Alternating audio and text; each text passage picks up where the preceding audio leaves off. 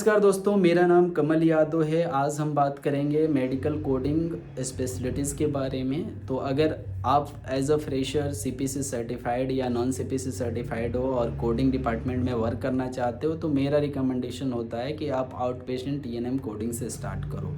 तो आपको यहाँ से समझ आएगा कि कोडिंग होता क्या है, और उसके बाद फिर आप अपनी स्पेशलिटी चेंज करते जाओ। इन पेशेंट में चले जाओ, इन पेशेंट में आप डीआरजी कोड सीख सकते हो, पीसीएस कोड सीख सकते हो, लाइक आईपीडीआरजी जो बोलते हैं। कुछ और सारी चीज़ें आती हैं, जैसे ईडी इमरजेंसी डिपार्टमेंट में आप काम कर सकते हो, एम्बुलेटरी सर्जरी सेंटर में काम कर सकते हैं, एम्बुलेंस कोडिंग होती है, इन चीज़ों में आप मूव कर सकते हो। फिर अलग एक डोमेन्स लाइक आप देखोगे डेंटल कोडिंग्स का है, एचसीसी कोडिंग्स का है, सीडीआई भी होता है, बट वो कोडिंग प्लस रिसर्च वर्क होता है, तो आप इसमें जा सकते हो। अगर हम सर्जरी की बात करें तो सर्जरी में क्या क्या स्कोप है और हमें क्या करना चाहिए, तो जैसे कि मैंने बताया, अगर आप फ्रेशर हो, अगर आपको मौका मिलता है सर्जरी में काम करने के लिए तो आप करो। लेकिन अगर अगर कहीं बहुत सारी कंपनियों में नहीं मिल पाता है मौका, तो घबराने की ज़रूरत नहीं है। आप पीएनएम से स्टार्ट करते हुए जैसे जैसे आपका एक्सपीरियंस बढ़ता जाता है, आपकी कमांड, आपकी नॉलेज बढ़ती जाती है, फिर आप अपनी स्पेशलिटी में इम्प्रूव करो, अपना नॉलेज इंक्रीज़ करो और वर्क करो, अपने स्किल को इम्प्रूव करो और आप सीखो।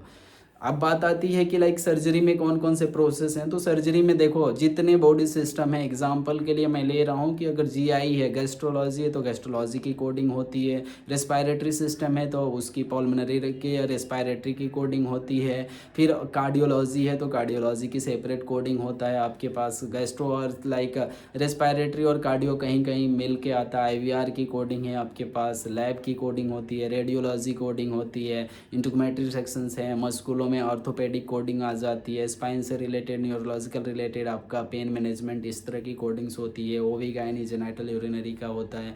तो जितने बॉडी सिस्टम है उतने समझो आपके कोडिंग डिपार्टमेंट हैं। तो आप किसी भी प्रोसेस में आप काम कर सकते हो। आप ट्राई ये करो कि आप मल्टीपल प्रोसेस में काम करो, ताकि आपको लाइक सभी चीज़ों सीखने और समझने की समझ आए। लेकिन स्टार्ट करो, एटलीस्ट अगर आपने किया है तो स्टार्ट करो और स्टॉप नहीं रहना। बहुत सारे ऐसे कोडर्स हैं, ये सोचते हैं कि बस मैंने तो कोडिंग किया है, रेडियोलॉजी करता हूँ बस रेडियो करूँगा, मैं एनेस्थीसिया कोडिंग करता हूँ बस एनेस्थीसिया करूँगा। नहीं, अपने आप को अपग्रेड करना है। जैसे हर साल आप एक रेजुलेशन